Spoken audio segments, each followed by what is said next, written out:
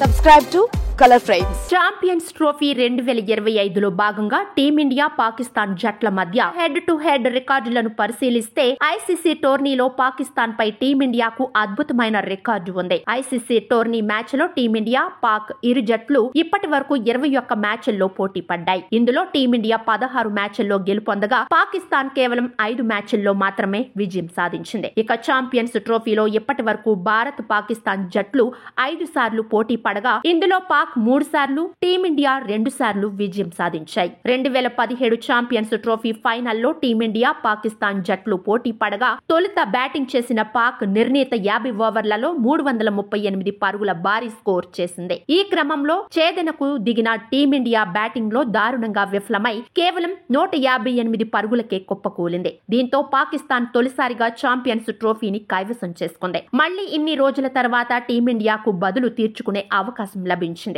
గత one day cup లో పాక్ ను చిత్తుగా ఓడించిన రోహిత్ సేన మరోసారి అలానే చేయాలని చూస్తోంది. ఇక ఈ మెగా టోర్నీని టీమిండియా బంగ్లాదేశ్ పై అద్భుతమైన విజయంతో ఆరంభించగా పాకిస్తాన్ మాత్రం న్యూజిలాండ్ తో ఆడిన మొదటి మ్యాచ్ లో ఓటమి పాలైంది. వీడియో మీకు నచ్చినట్లయితే ప్లీజ్ లైక్ చేయండి, షేర్ చేయండి, కామెంట్ చేయండి.